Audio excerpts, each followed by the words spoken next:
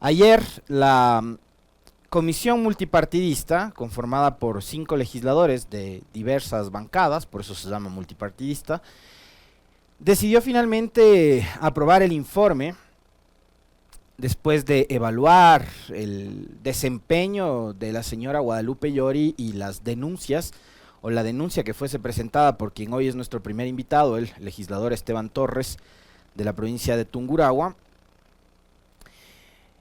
Ha decidido recomendar al Pleno de la Asamblea la destitución de Guadalupe Llori en su condición de presidenta del Parlamento. No perderá su condición de legisladora y todos los beneficios que eso conlleva, pero sí podría correr el riesgo si es que la nueva mayoría o la mayoría de legisladores, qué sé yo, los que se sumen, logran juntar 70 voluntades, que es mayoría absoluta, es decir, la mitad más uno de la conformación total del Pleno de la Asamblea, que ustedes muy bien conocen, son 137 almas. Si es que se juntan esas 70 en la próxima sesión y deciden aprobar el informe, Guadalupe Llori se despide de la presidencia de la Asamblea Nacional.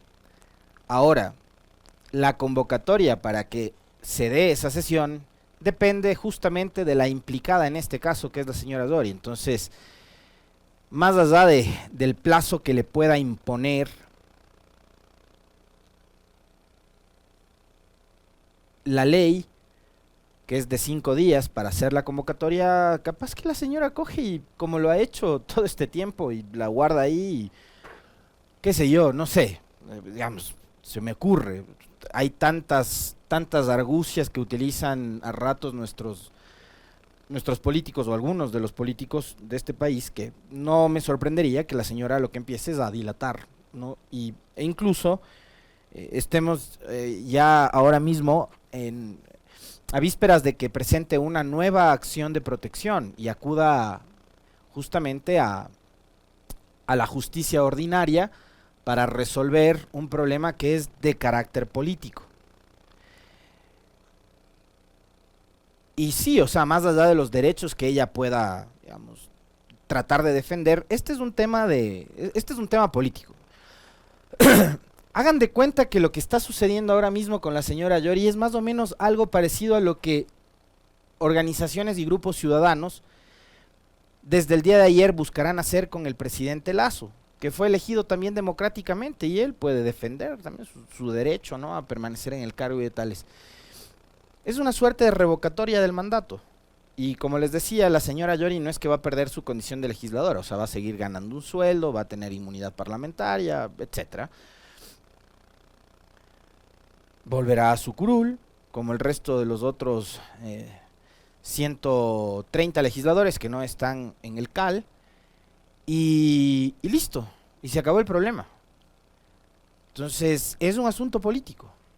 Es un asunto político que la señora ha pretendido llevar o trasladar como vía de resolución a este problema con solicitudes a través de la justicia. Ya es otro asunto totalmente distinto, pero este es un problema político, y es un problema político que desde mi particular punto de vista lo genera el gobierno el día que decide respaldar a Llori para que sea la presidenta de la Asamblea. Porque además, digo, uno que ha tenido la suerte de cubrir de cerca lo que es el Parlamento, se daba cuenta de que Llori no estaba, digamos, preparada o lista para asumir un reto tan importante. Una asamblea atomizada, una asamblea que no contaba con una mayoría por sí misma, con bloques de 47, de 25, de 20, de 18, de 15, y con los independientes, que son unas joyas. Iba a ser muy difícil lograr sostener esa mayoría que había sido pegada con pega blanca, ¿no?, por no decir con chicle, gracias a la jugada maestra entre comillas, le hace, de César Monge, ¿no? Entonces, el tipo, como era de los que decía que con el correísmo ni a la esquina, decidió levantarse de la mesa donde se habían sentado Lasso, Nebot y Correa, a través, además de sus representantes, y dijo, no, yo con el correísmo ni a la esquina, entonces me voy nomás por ahí, eh, y juntó a los Pachacutic, a la idea, a los independientes y todos estos, y creo, y formó una mayoría que era una mayoría coyuntural, endeble, ¿no? Coyuntural porque era para elegir a Yori de presidenta y para repartirse los puestos del CAL, en donde además cometieron un acto de desprecio político al Partido Social Cristiano, que además eran sus aliados, porque creo, más bien no tenía, digamos, la posibilidad de llegar al CAL, porque no era bancada, tenían 12, necesitaban uno o dos más para convertirse en tal, y el Partido Social Cristiano sí, tenía creo que 15 o 18 legisladores, y ellos sí con toda la, digamos, con toda la capacidad que le daba el ser, el haber llegado a ser una bancada, se quedaron por fuera, lo dejaron afuera el Partido Social Cristiano. Y todas esas jugarretas fueron elaboradas por el gobierno y, digamos, de ahí parte el problema. Después está lo que yo les decía hace un momento, o sea, la presidencia de la asamblea, y más todavía en una asamblea totalmente dispersa, atomizada, llena de bloques, por ahí, ¿no? Donde no hay una mayoría de 70, de 75, de 80, qué sé yo, iba a ser muy difícil poder tener lo que no ha tenido durante estos años, durante este año, durante estos meses, que es gobernabilidad, adentro de la asamblea. Y creo que eso pasa no únicamente porque, como ella dijo en el discurso, todos son malos, ¿no? Todos son malos menos yo, no, al contrario. Creo que es que ella es parte del problema, por no decir que ella es el problema. Y yo les decía hace un momento que lo evidente, lo que estaba ahí, es que la señora Yori no estaba lista para asumir un reto tan importante. No estaba lista para asumir un reto tan importante. Y sobre ella se habían generado una serie de expectativas por el hecho de ser mujer, por el hecho de ser representante de Pachacutic, del movimiento indígena, por el hecho de ser amazónica. Se habían generado muchas expectativas y era una apuesta, yo diría que en principio hasta interesante, pero terminó siendo un verdadero desastre. Y, y esto no tiene nada que ver con una carga ideológica que puedo tenerla, y la tengo de hecho, porque mis comentarios son absolutamente políticos e ideológicos. Pero no pasa por lo ideológico, pasa por lo que vemos en el día a día, pasa porque la señora ni siquiera puede leer bien un discurso. Y los mismos que en el pasado, recordarán ustedes estas cosas aberrantes, donde además exponían con la soberbia que les caracteriza, ¿no? Su racismo, su clasismo, su fastidio con ver a un negro como legislador, y un negro que además era futbolista, quienes se burlaban cuando el Team Delgado, Agustín Delgado como legislador, en el periodo 2013-2017 leyó un discurso. Hoy, de la forma en la que lo hace la presidenta Yori, nerviosa, insegura, no dicen nada. Bueno, acá sí, o sea, a mí me parece que la señora mal en todo, desde el fondo hasta en las formas. Mal desde su discurso inaugural, donde empezó por agradecerle al presidente Lazo por haberle permitido a él ser presidenta de la asamblea. No se supone que en este país las funciones del Estado son independientes una de la otra. Entonces, ¿qué tenía que hacer la señora Yori agradeciéndole a Lazo? Entonces, desde el fondo hasta la forma, hasta los detalles, las cositas que para otros antes eran súper importantes, ahora se van olvidando, pero yo les recuerdo ese episodio, ¿no? Cómo se burlaron, hicieron unas caricaturas grotescas, ¿no? Donde reflejaban ese racismo que alguna gente todavía lo puso nuevamente a relucir durante las protestas de octubre y los días posteriores.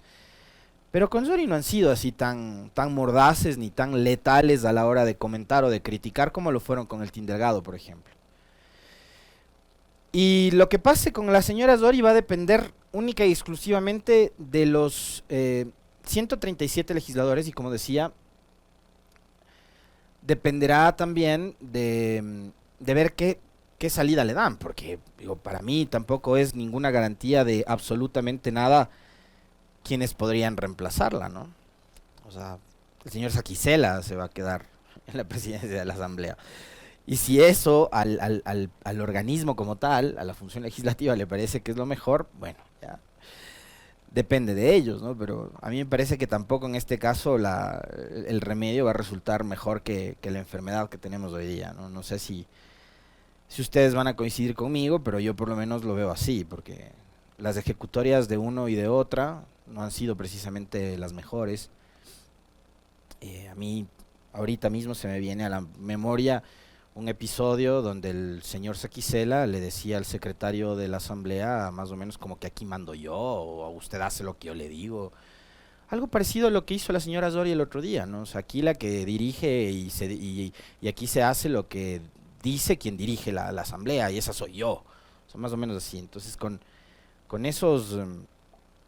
con esos aires de prepotencia, de arrogancia, como que si la Asamblea fuera, no sé, una hacienda, una finca, un rancho de su propiedad, me parece que vamos a seguir en lo mismo. Y vamos a seguir alimentando ese discurso que yo les mencionaba ayer o antes de ayer, del que se vayan todos, que para mí, les digo sinceramente, más allá del fastidio que puede haber en la ciudadanía, que además es absolutamente entendible, pero para mí el que se vayan todos no es una solución tampoco, porque ¿quién se queda? Y porque cuando hay elecciones, quienes se van a presentar a las elecciones son los representantes de los partidos políticos a los que pertenecen los que ahora mismo están. Y seguramente veremos a los que ahora están nuevamente como candidatos. Entonces el que se vayan todos de verdad que no cobra sentido. Y este país ya no está como para seguir experimentando y viviendo del caos o en el caos. Creo que hay que darle un poco de ritmo al Ecuador para salir de este desastre al que nos han conducido Moreno, Trujillo, Lasso, Nebot, ¿no? Ya vamos a hablar de Nebot. Tenemos el videíto, Meli.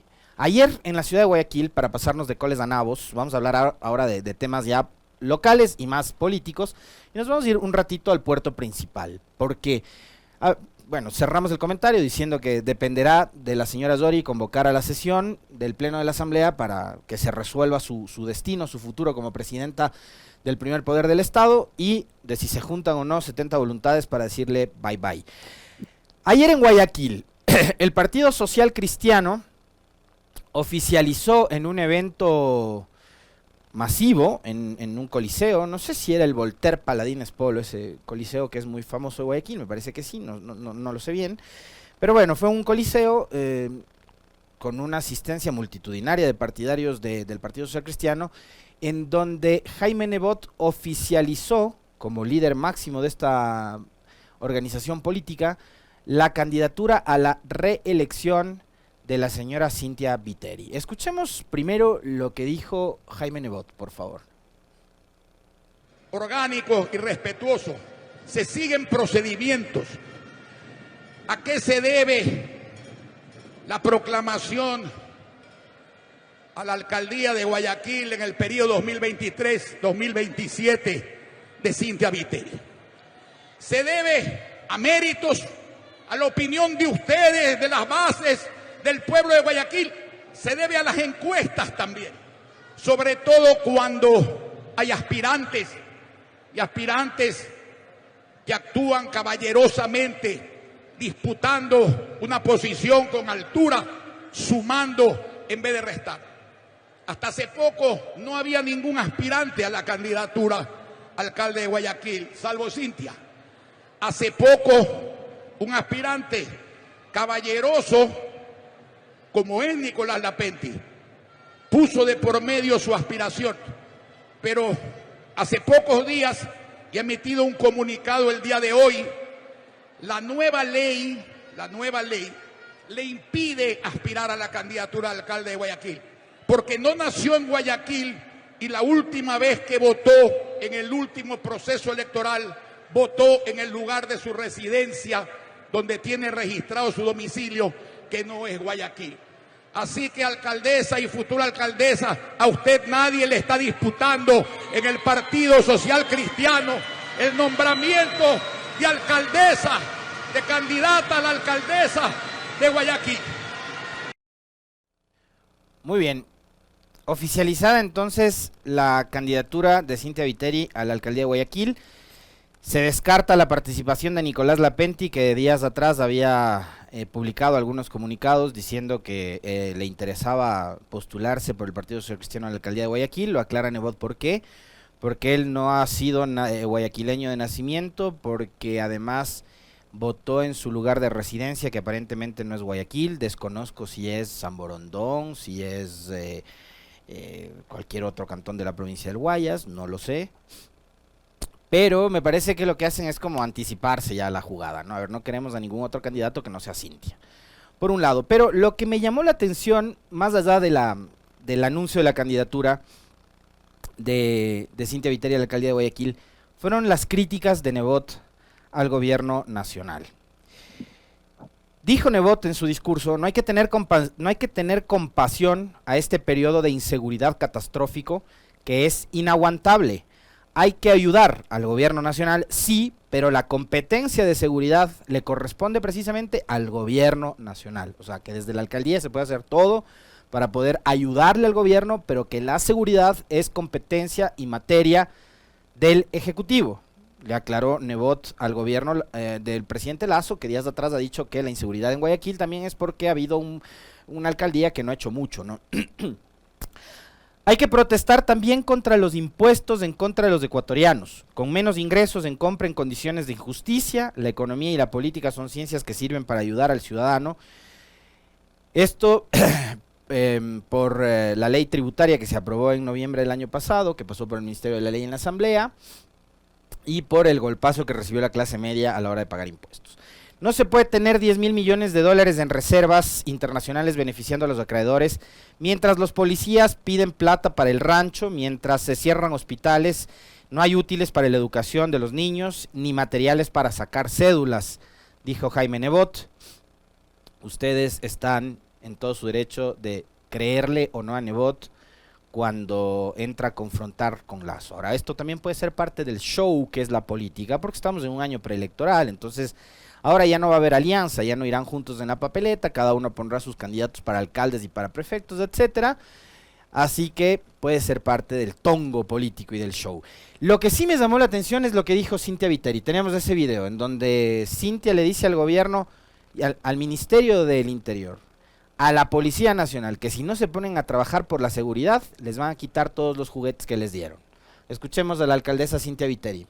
Ahora el país tiene menos escuelas, menos medicinas, menos empleo, pero contradictoriamente tiene más delincuencia y más asesinatos. Y aquí hago una advertencia al Ministerio de Gobierno. Las obras en Guayaquil, muchas de ellas están siendo paralizadas porque están cobrando los delincuentes las vacunas y amenazando de muerte. Igual a los negocios, a los pequeños y grandes de esta ciudad. Si la policía mandada por el Estado Central, si el gobierno, si el Ministerio de Gobierno no hace algo por precautelar la vida y los bienes de la gente, nosotros vamos a regresar todos los bienes dados al gobierno central en materia de seguridad y los pondremos en todos los semáforos, en todas las esquinas, en todos los barrios, en cada barrio, en cada ciudad, en cada lugar de Guayaquil. Me encanta la parte en la que dice que antes sí había hospitales, que antes sí había escuelas, que antes había servicios y que ahora hay más inseguridad, más delincuencia, más desempleo, etcétera. Antes, hay una visión distinta de los socialcristianos y de doña Cynthia Viteri del antes, ¿no? Ese antes al que, por ejemplo, el presidente Lasso y su antecesor, Lenín Moreno, le echaban la culpa de todo. ¿Ya? Para la señora Viteri, antes había salud, había educación, interesantísimo. Lo otro, dijo, no es una advertencia ni una amenaza. Además, a mí me parece esto también parte del discurso del show político, de lo que ya está en campaña la señora Viteri, ¿no? No hay que perderse allí, ¿no? Esa amenaza de... Si el Ministerio del Interior y la policía no se ponen a dar seguridad a los guayaquileños, les quitamos todos los juguetes. El municipio de Guayaquil ha sido bastante generoso, creo, con la policía. Les han dado motos, les han dado, creo que hasta patrulleros les han dado. Bueno, hoy la policía y lo público está viviendo de las limosnas. Porque tenemos un gobierno cicatero que no le da un centavo. O sea, que está ofreciendo 1.200 millones, nada todavía. Entonces, como están viviendo de las limosnas, ha habido cantones en donde han tenido que hacer vaca para llenar los tanques de gasolina de los patrulleros, para poner aceite en los patrulleros, y eso lo publican como gran cosa, ¿no? Entonces, otros gobernadores, aquí tenemos unos conitos y unas impresoras para combatir la inseguridad. Bueno, Guayaquil ha dado motos, patrulleros, no sé qué cosas más hay, unos chalecos antibalas, qué sé yo. Dijo, bueno, les vamos a quitar todos esos juguetes, pero con la demagogia que también les caracteriza, dice, vamos a poner al servicio del pueblo, vamos a dar a la gente para que se defienda. Así tampoco se resuelven los problemas, señora alcaldesa. Lo que sí, creo que este es un mensaje, además, de lo que va a ser la campaña electoral en estas seccionales. La seguridad va a ser materia de discusión, materia muy, muy seria de discusión, y tendrá que ser parte también, yo creo, de los ofrecimientos de quienes busquen alcaldías y prefecturas, ¿no? Aunque no sea su competencia. Pero la inoperancia del gobierno, del Ministerio del Interior y de la Policía Nacional está llegando a un nivel tal que o se hacen cargo todos o este país se va al diablo.